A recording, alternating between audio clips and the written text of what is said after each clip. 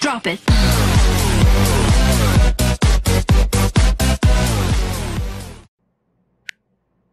Hello friends, my self CA Manoj Gupta और आप सब देख रहे हैं ऑल अबाउट टैक्सेस।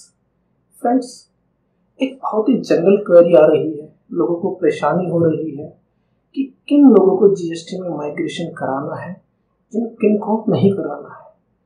सपोज एक पर्सन है जिसकी एग्जिस्टिंग टर्नओवर 15 लाख रुपीस है।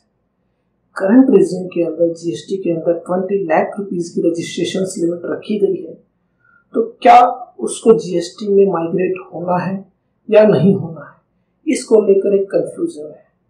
तो दोस्तों, आज उस कंफ्यूजन को दूर करते हैं। अगर आप सेक्शन 139 की रीडिंग लेंगे, जो कि ट्रांजिशनल प्रोविजंस के रिगार्डिंग बात करता है, तो सेक्शन 139 के अकॉर्डिंग अगर आप एग्जिस्टिंग लॉ के अंदर, किसी भी एग्जिस्टिंग लॉ के अंदर, चाहे वो एक्साइज हो, चाहे वो सेल्स टैक्स हो, चाहे वो सर्विस टैक्स हो, अगर आप किसी भी एग्जिस्टिंग लॉ के अंदर रजिस्टर्ड है, तो आपको GST में माइग्रेट होना ही पड़ेगा। आपको 101% GST में माइग्रेशन करना ही पड़ेगा। सेक्शन 139 की अगर रीडिंग लेते हैं, तो सेक्शन 139 कहता है on and from the appointed date is the date from which the GST law shall be applicable. तो लेट्स से अगर 1 जुलाई से GST लॉ एप्लीकेबल हो जाता है, तो अपॉइंटेड डेट रहेगी 1 जुलाई 2017। 1 जुलाई 2017 से every person registered under any of the existing law on provisional basis shall be issued a certificate of registration on provisional basis।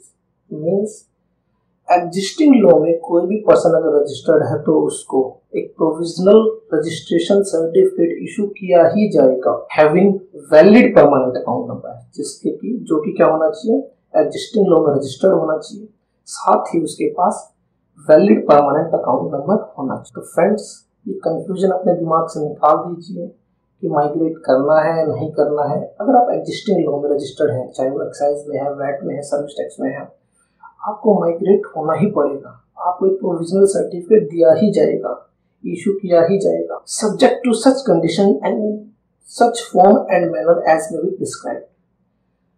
अगर मैं बात करूं किस फॉर्म में, किस मैनर में, तो ये सब GST रजिस्ट्रेशन रूल्स के अंदर प्रिस्क्राइब्ड है।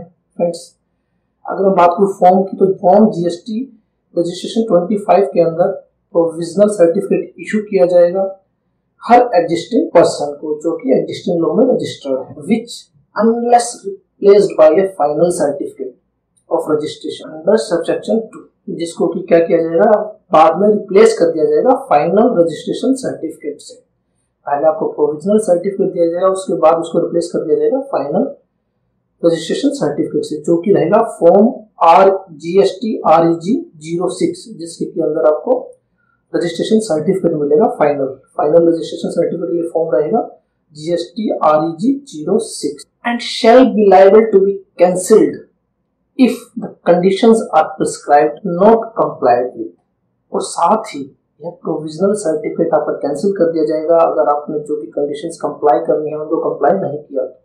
अगर मैं बात करूँ ये कंडीशंस कौन सी हैं फ्रेंड्स, तो कि फाइनल रजिस्ट्रेशन के लिए आपको एक एप्लीकेशन मूव करनी है GST REG 26 फॉर्म के अंदर with in 3 months from the issuance of provisional registration certificate. अगर आप 3 months के अंदर यह एप्लीकेशन मूव नहीं करते हैं, तो आप, इसका मतलब है कि आप उन कंडीशंस को कंप्लाई नहीं कर रहे हैं। इन दैट केस आपका प्रोविजनल सर्टिफिकेट कैंसिल कर दिया जाएगा। The final certificate of registration shall be issued in such form and in such manner as may be prescribed. दोस्तों, फाइनल सर्टिफिकेट आपको दिया जाएगा GST REG 06 के अंदर। जो फॉर्म, जो मैनर रहेगा, वो मैनर कुछ इस तरह का रहेगा। आपको GST REG 26 के अंदर आपको एप्लीकेशन मूव करनी है।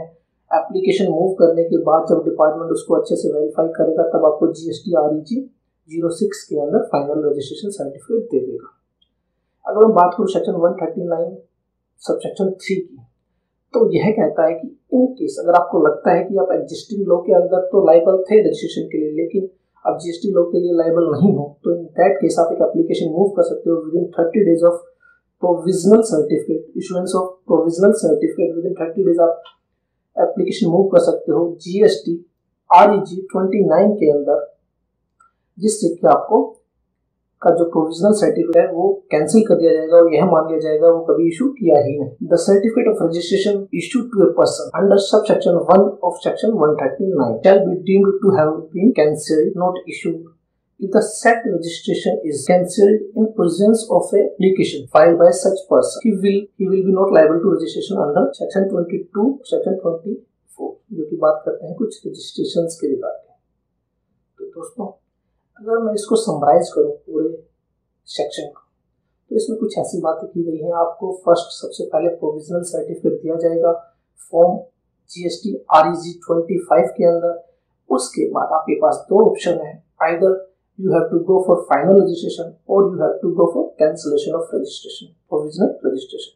अगर आप फाइनल रजिस्ट्रेशन के लिए जाते हैं तो आपको एप्लीकेशन मूव करनी पड़ेगी GST REG 26 फॉर्म के अंदर within 3 months from the issuance of provisional certificate।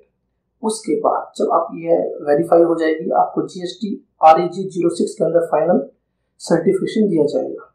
अगर दोस्तों इसी में फर्दर बात करूं, अगर आप जो GST REG 26 के अंदर एप्लीकेशन मूव करते हैं, अगर उसमें कुछ करेक्शंस हैं, उसमें कोई इंफॉर्मेशन कोई पर्टिकुलर रॉन्गली फाइल हो गया है, तो इन दैट केस आपको शो कॉज नोटिस इशू किया जा सकता है GST REG 27 फॉर्म के अंदर, जिसको कि आपको करेक्ट करने के लिए शो कॉज नोटिस के अंदर जो डिटेल्स मांगी गई है उनको सबमिट कराना होगा डिपार्टमेंट में। उसके बाद अगर वो डिपार्टमेंट को लगता है कि वो जो आपने इंफॉर्मेशन दी है वो ठीक है और उनके इश्यूज जो है रिजोल्व हो जाते हैं, तो वो आपको GST REG 20 के अंदर एक ऑर्डर पास कर देंगे जिसमें कि शो कॉज नोटिस को कैंसिल कर दिया जाएगा और आपको फिर फाइनल रजिस्ट्रेशन सर्टिफिकेट 06 के अंदर दे दिया जाएगा। लेकिन अगर आप जो रिप्लाई सबमिट करते हैं उनसे डिपार्टमेंट सेटिस्फाई नहीं है, तो इन दैट केस वो आपका प्रोविजनल रजिस्ट्रेशन को कैंसिल कर सकते हैं, जो कि आपको GST REG 25 के अंदर दिया गया है। दूसरी बात, अगर आप फाइनल रजिस्ट्रेशन के लिए नहीं जाना चाहते तो इन दैट केस आपके पास दो ऑप्शन है, या तो आप विदिन 30 डेज एक एप्लीकेशन मूव कर दीजिए GST REG 29 के अंदर, इन दैट केस आपका प्रोविजनल रजिस्ट्रेशन कैंसिल कर दिया जाएगा। अदरवाइज आप कंप्लाई मत कीजिए with the provisions of registration, like within 3 months आपको GST REG 26 फाइल करना होता है फाइनल रजिस्ट्रेशन के लिए। अगर आप वो फाइल नहीं करोगे, दैट मीन्स आप कंप्लाई नहीं कर रहे हो कंडीशंस का, तो भी आपका प्रोविजनल रजिस्ट्रेशन कैंसिल कर दिया जाएगा। तो होप सो फ्रेंड आपको अच्छे से समझ में आया होगा। इसका चार्ट डाउनलोड करने के लिए please comment your email ID, हम आपको प्रोवाइड करा देंगे। Keep watching, keep subscribing, keep liking all about taxes.